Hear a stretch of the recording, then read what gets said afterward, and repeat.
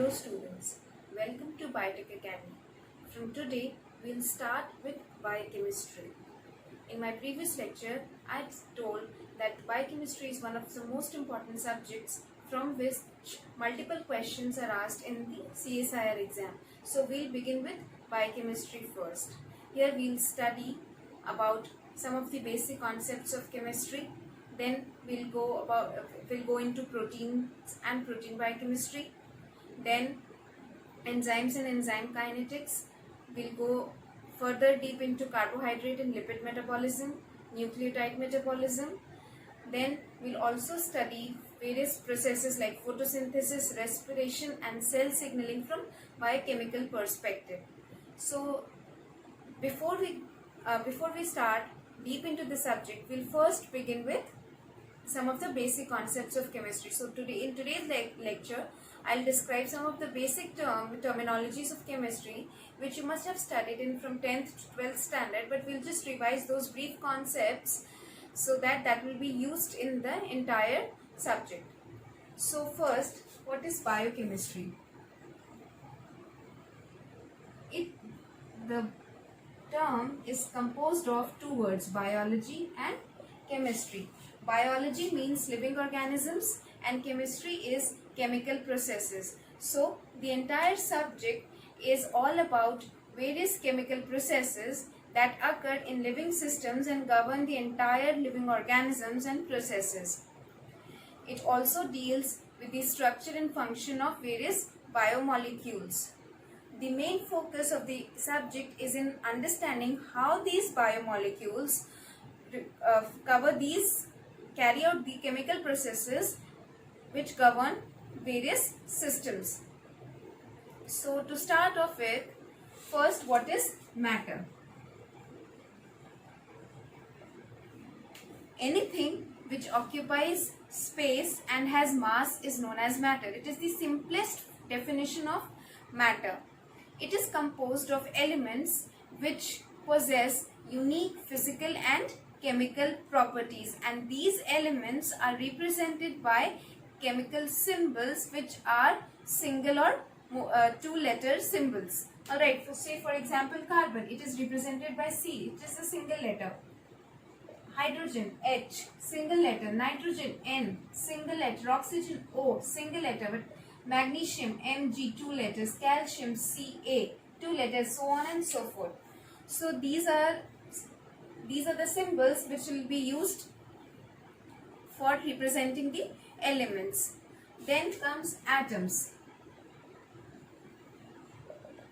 Atoms are the smallest form of the element, which still possess those unique properties, chemical and physical properties of that element, and these atoms combine together to form molecules. Alright, so when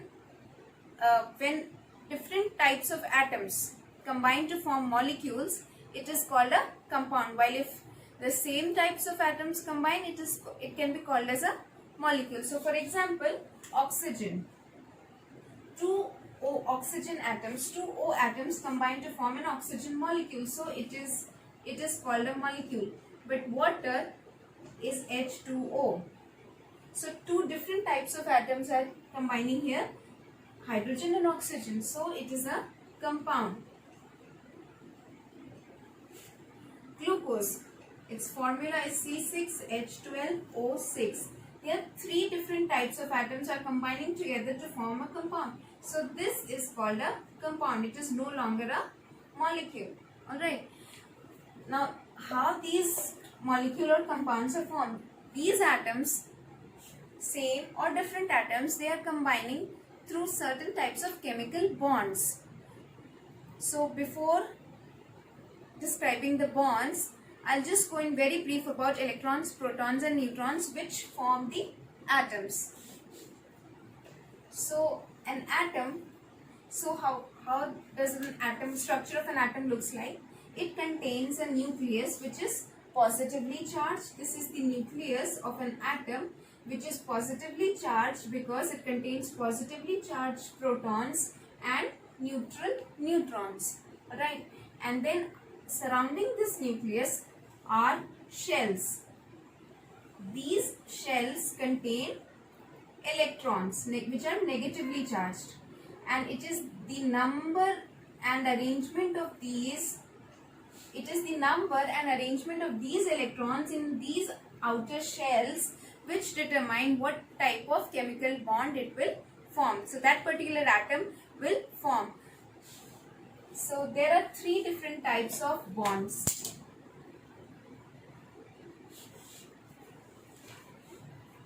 One is ionic bond. Second is covalent bonds.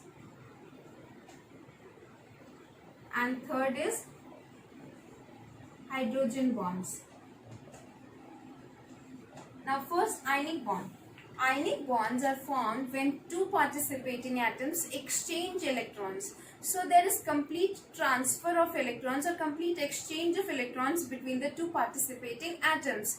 Here one atom gains electron while the other atom loses electrons to form a bond. So the atom which loses electron becomes positively charged, while the other which gains electrons becomes negatively charged, and the bond is formed because of the attractive force that occurs between these two oppositely charged ions. Say for example, in case of NaCl, sodium chloride, there are two ions formed, Na plus and Cl minus ions, where sodium loses one electron and chloride ion it gains one electron to form a compound that is sodium chloride. So here ionic bonds are formed.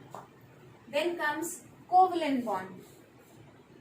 Covalent bonds are formed between two atoms where there is not transfer of electrons but there is sharing of electrons between the two participating atoms. Alright, say for example carbon, it always forms covalent bonds. Now these covalent bonds are further of three types. Single bond, where the two electrons are shared, one from each atom of each participating atom. Then double bond, where four electrons are shared, two from each participating atoms. And triple bond, where six electrons are shared, three from each participating atom. So this is all about covalent bonds. And then third is hydrogen bond. It is one of the most important kind of bonds from biochemistry point of view because it forms the basis of various structures that form the biomolecules. Alright. So what are hydrogen bonds? Hydrogen bonds are weak interactions that occur between the hydrogen atom, which is partially positively charged, of one covalently bonded molecule. So that hydrogen atom which is participating is already forming a covalent bond with another molecule, but it has a partial positive charge, and the bond is formed between the other molecule which is partially negatively charged, and that partial negative charged atom is again participating with another covalent bonded molecule. Say for example, in case of water, between two water molecules, hydrogen bonds are formed.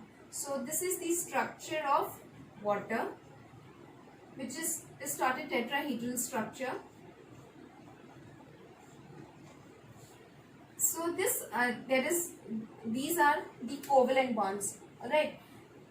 But because of the larger nucleus of this oxygen atom, it pulls the shared electron from this hydrogen nucleus towards itself and gains partial negative charge, while the hydrogen becomes partial positive charged.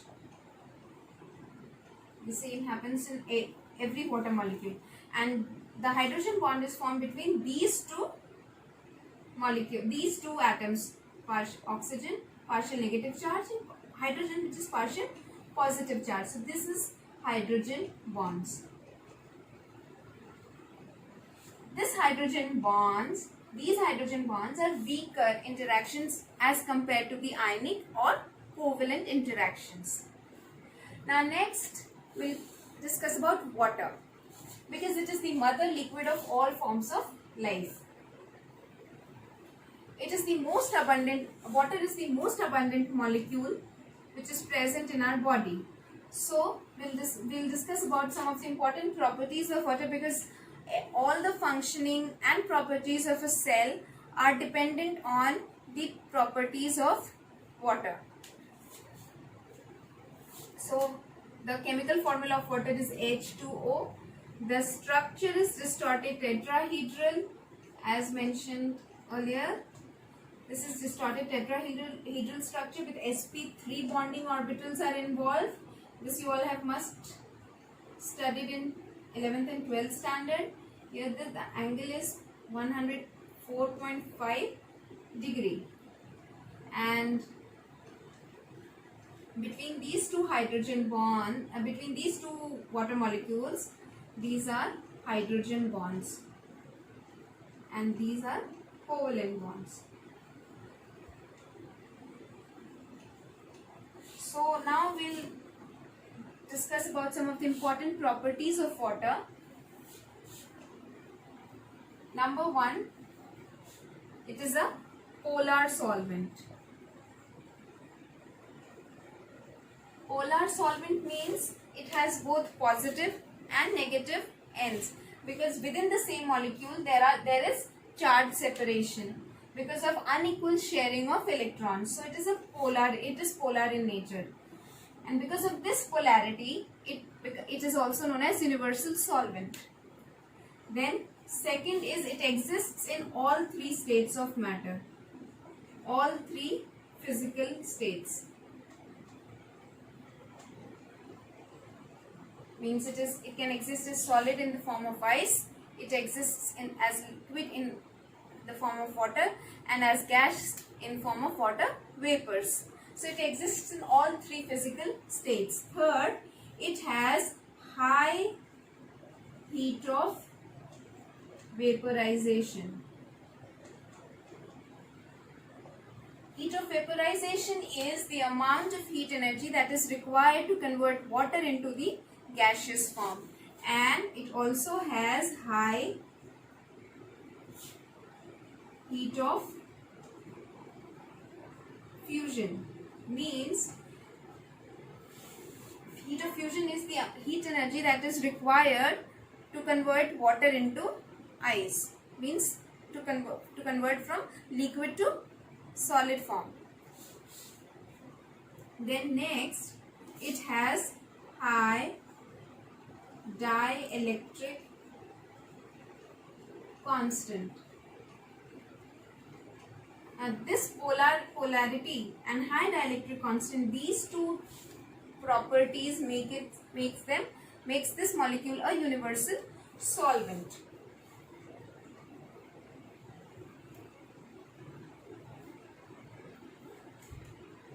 Next, we'll discuss about ionization of